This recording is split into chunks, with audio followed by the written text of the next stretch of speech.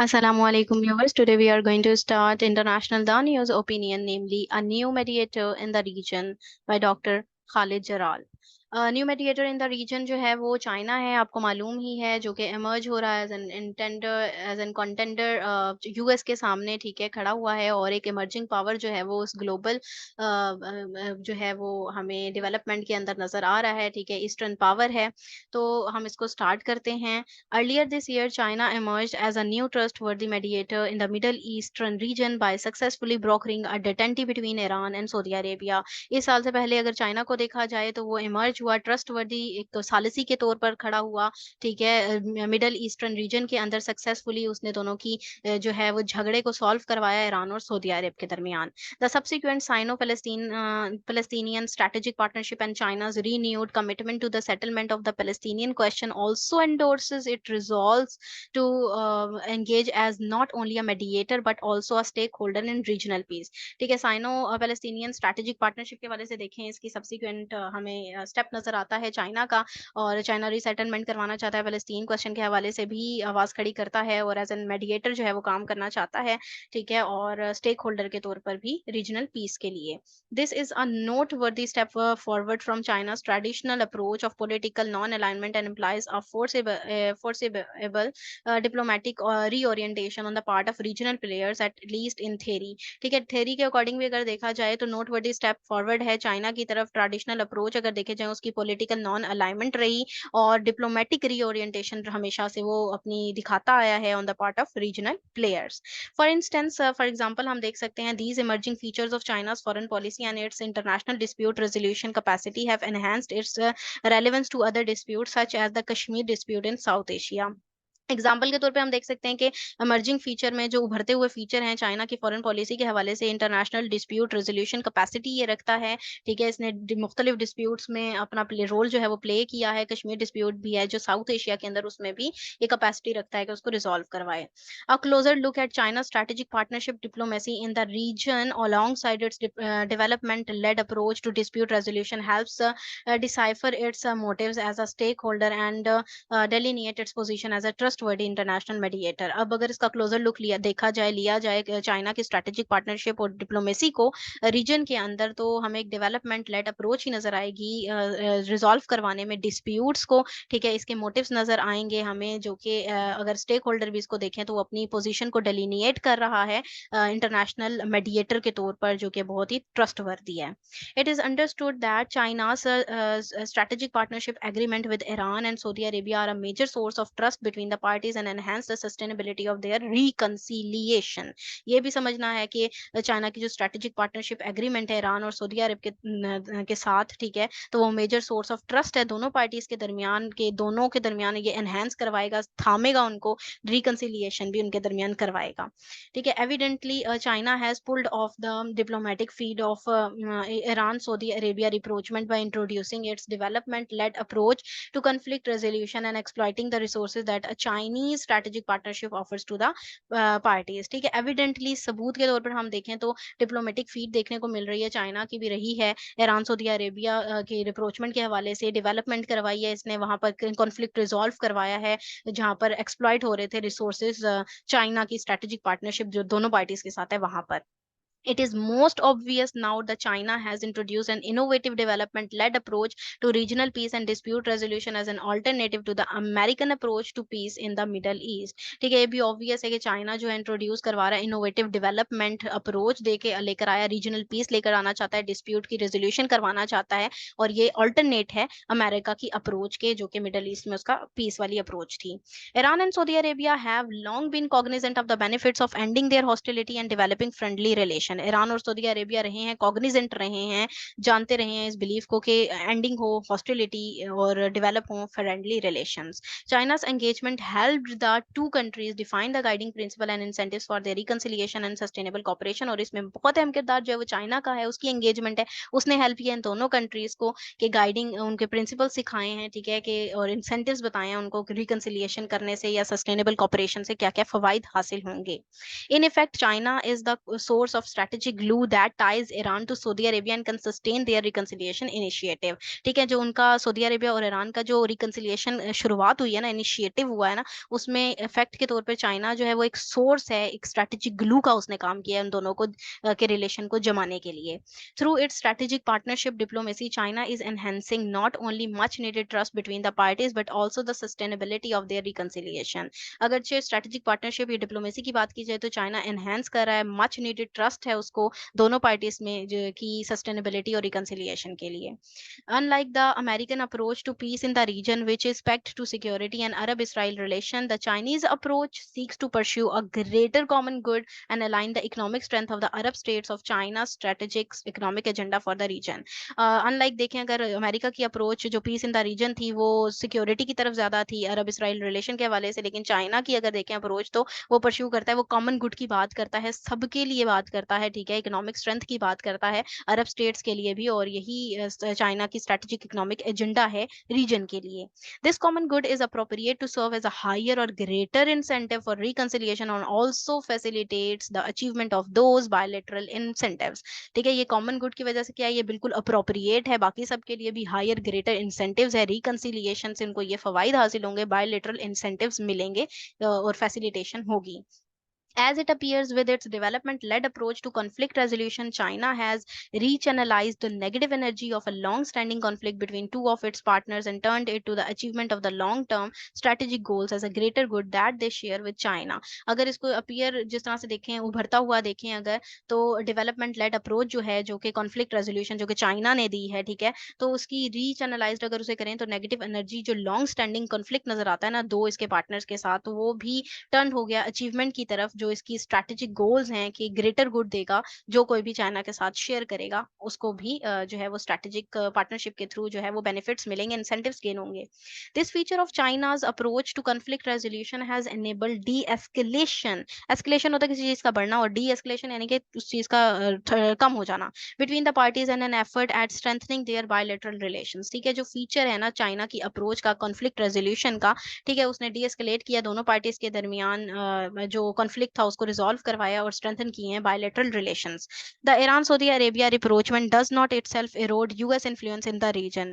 जो Iran Saudi Arabia की rapprochement है वो उनकी खुद से जो है वो एरोड नहीं कर सकी यूएस के इन्फ्लुएंस की वजह से, रीजन में उस वक्त नहीं हो चुका ऐसा. हाउएवर ताहम continued strategic economic cooperation of the parties with China will offset the American influence in the region and balance it with China's. ठीक है, चाइना ने अपनी इन्फ्लुएंस के जरिए से अमेरिका इन्फ्लुएंस को जो है वो ऑफसेट कर दिया, कर देगा आगे मजीद भी, और जो है वो बैलेंस क्रिएट किया है और स्ट्रेटेजिक इकोनॉमिक ऑपरेशन लेकर आया वो दोनों पार्टीज के दरमियान.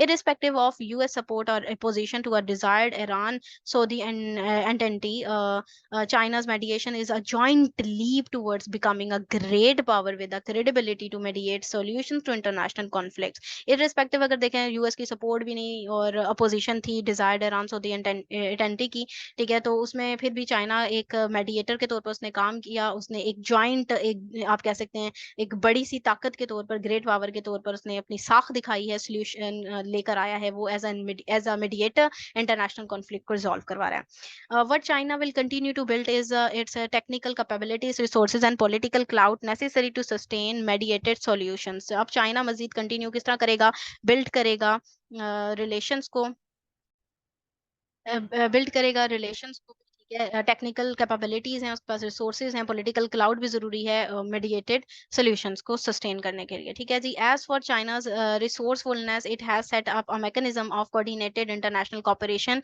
With its partners under the umbrella of its strategic partnership diplomacy. China के रिसोर्सफुलनेस की देखें, उसको देखें तो कोऑर्डिनेशन देखें इसकी इंटरनेशनल कोऑपरेशन में इसके पार्टनर्स के साथ, तो ये एक ऐसी छतरी, एक ऐसी अम्ब्रेला है जो कि इसको स्ट्रेटेजिक पार्टनरशिप डिप्लोमेसी की जो कि तरफ ले जाकर पूरी चीजों को, पूरे रीजन को जो है वो ग्रिप में लेकर आ रही है. This mechanism offers a framework for the management of international repercussion of their bilateral और मल्टीलेटरल कोऑपरेशन. रेपरक्यूशन क्या होंगे इसके, यानी कि अच्छे वाले जो फायदेमंद नताइज निकल कर सामने आएंगे इस फ्रेमवर्क की वजह से, तो बायलैटरल मल्टीलेटरल कोऑपरेशन देखने को मिलेगी. A prototype of this mechanism was deployed by China and Pakistan under the joint cooperation committee JCC of the China Pakistan economic corridor CPEC. ठीक है, और इसकी मैकेनिज्म के अकॉर्डिंग हम देख रहे हैं डिप्लॉय किया China Pakistan economic economic corridor, ठीक है, ज्वाइंट कॉपरेशन कमेटी भी बनी है, the joint working group on international cooperation है, कोऑर्डिनेशन है, and the foreign ministers dialogue served to consolidate political cooperation between the parties and streamline their coordinated response to the international repercussion of China's strategic partnership with Pakistan। ठीक है, इन तमाम चीज़ों की वजह से जो ज्वाइंट ग्रुप बने हुए हैं, कॉपरेशन कोऑर्डिनेशन के, फॉरेन मिनिस्टर्स के डायलॉग हैं, ये तमाम कॉपरेशन के जरिए से दोनों पार्टीज जो हैं कोऑर्डिनेट कर रही हैं, एक अच्छा रिस्पॉन्स मिल रहा है। इसके रेपरक्यूशन के तौर पर चाइना की स्ट्रेटेजिक पार्टनरशिप भी हो रही है जो कि पाकिस्तान के साथ। These mechanisms proved instrumental in ensuring international political cooperation to avert the FATF sanctions on Pakistan। अब ये इससे क्या होगा, इस कॉपरेशन के जरिए जो सैंक्शंस है ना पाकिस्तान के पास FATF की, वो एवर्ट हो जाएंगी, ठीक है, टर्न हो जाएंगी। And China Afghanistan Pakistan trilateral corporation for socio economic development, trade and security, और आगे से ये ट्राइलेटरल जो कॉन्सेप्ट है, जो कॉपरेशन है, वो निकलकर सामने आ रही है ट्रेड, डेवलपमेंट और सिक्योरिटी के हवाले से। China also recently launched a preparatory office for resolution of international dispute that combines its resources for such initiatives। China हमेशा से इनिशिएटिव इन पर लगाता आया है, रिसोर्सेज कंबाइन करता आया है, ठीक है, और कर भी रहा है, और जिसमें जो है रेजोल्यूशन उसका मेन काम है। इसका प्रिपरेटरी ऑफिस है जो उसने लॉन्च किया इंटरनेशनल डिस्प्यूट्स को रिजॉल्व करवाने के लिए। China's philosophies of peaceful coexistence, China की फिलोसफी भी यही रही है कि पीसफुल कोएग्जिस्टेंस के जियो और जीने दो की पॉलिसी को अडॉप्ट करता है। पॉलिटिकल नॉन अलाइनमेंट है इसकी, एंड डेवलपमेंट लेड अप्रोच ये लेकर चलता है। डेवलपमेंट लेड अप्रोच जो बार बार हम ऊपर से पढ़ते आएंगे। कॉन्फ्लिक्ट रेजोल्यूशन है, great appeal in countries with long standing dispute, जितने भी लॉन्ग स्टैंडिंग डिस्प्यूट चलते आए हैं उनको रिजॉल्व करवाना इसके एजेंडा में शामिल है। However, ताहम some of these countries such as Palestine are already weary of the UN's dysfunctional mechanisms and America's inclination to intervene and help, जिसमें अब ये मजीद पहले से मौजूद जो कंट्रीज हैं जिसमें फ़लस्तीन शामिल है, वो इनके मैकेनिज्म का शिकार रहा है अमेरिका की, और जो हम देखते आए हैं यूएन की डिसफंक्शनल मैकेनिज्म का जो है अंडर ही रहे हैं। Therefore, इसीलिए if China aspires to attain the status of great power comparable to the US, it will have to be capable of functioning as a better alternative to the US, not only in the domain of the economy but also in conflict resolution, and be prepared to address long-standing conflicts।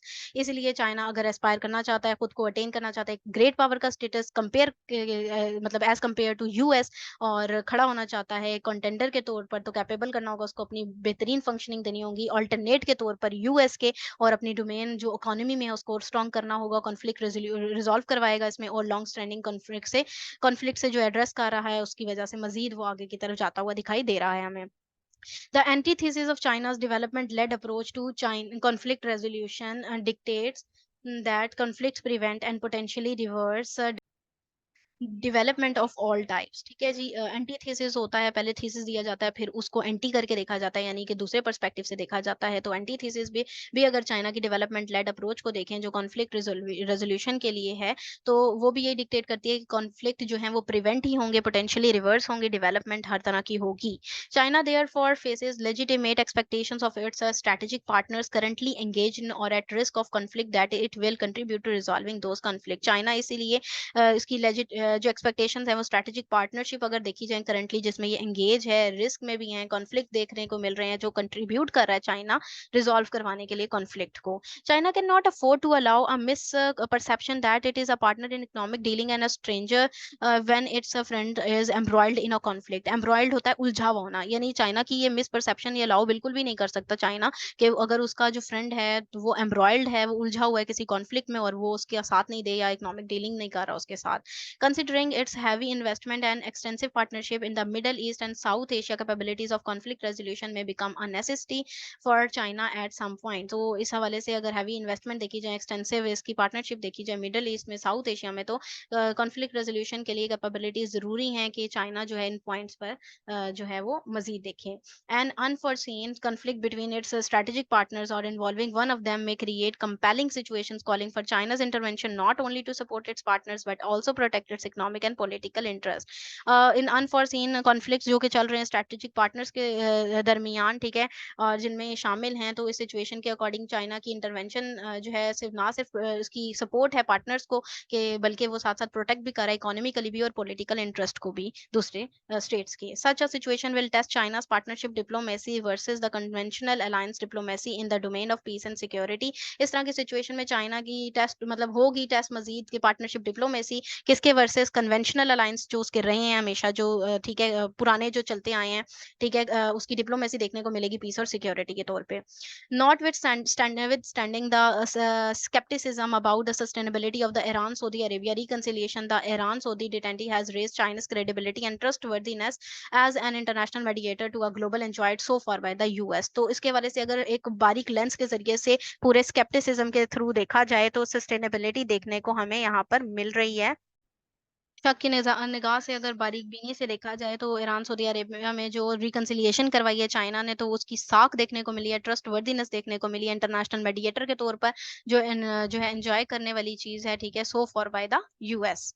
This has triggered hopes for other countries affected by long standing conflict such as फलस्तीन Israeli conflict in the Middle East and Kashmir dispute in South Asia. अब इसकी वजह से मजीद जो है और भी एक होप मिली है दूसरे कॉन्फ्लिक्ट की रेजोल्यूशन के लिए, ठीक है, जैसे फलस्तीन इसराइली इशू हो गया मिडल ईस्ट के अंदर और कश्मीर डिस्प्यूट हो गया साउथ एशिया के अंदर। इन बोथ केसेस, दोनों केसेस में a pronounced failure of the UN dispute resolution mechanism and unwillingness of the US to engage as a mediator have warranted alternative thinking and innovative approaches to conflict resolution. तो दोनों cases में UN की तो failure नजर आ रहा है, US की engagement भी इतनी उस तरह से मेडिएटर के तौर पे हमें देखने को मिली, लेकिन जो है मजीद हम चाइना के ऊपर यहाँ पर जरूर देख सकते हैं कि वो उसने एक ईरान और सऊदी अरब के दरमियान मेडिएटर का रोल प्ले करके आगे मजीद जो है वो राहें खोल दी हैं। चाइना's new approach to conflict resolution is bound to have varying potential of successful application to other cases of standing dispute। China की नई अप्रोच जो कि कॉन्फ्लिक्ट रेजोल्यूशन है वो बाउंड है कि उसकी पोटेंशियल सक्सेसफुल एप्लीकेशन हमें देखने को मिल रही हैं इन डिस्प्यूट्स के हवाले से। फॉर एग्जांपल, मिसाल के तौर पर in the case of Kashmir dispute there are similarities as well as dissimilarities on the case of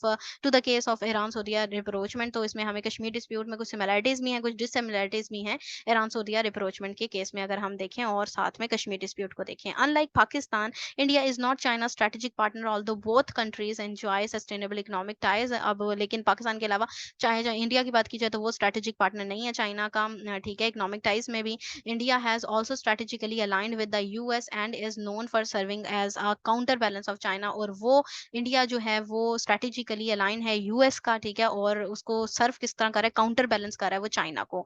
further more मजीद बर are defying the UN resolution on Kashmir. अगर डिनाई करें हम, सॉरी डिफाई करें हम यूएन के रेजोल्यूशन को कश्मीर में 1948 से 51 में, तो India has previously block third party mediation attempts citing the Indo Pakistan Shimla agreement which encourages the parties to settle their differences through bilateral negotiation or by any other peaceful means। जबकि इसमें third party के तौर पर इसने किरदार अदा किया था जो 1972 शिमला वफद जिसको कहा जाता है, ठीक है, शिमला एग्रीमेंट की बात यहाँ पर कर रहे हैं, वो दोनों पार्टीज को एनकरेज किया था सेटल करवाने के लिए इस डिफरेंसेस को। लेकिन प्रीवियसली वो ब्लॉक्ड थर्ड पार्टी का रोल उसने बेसिकली प्ले किया था इंडिया ने, ठीक है, बायलैटरल नेगोशिएशन के हवाले से अगर हम बात करें।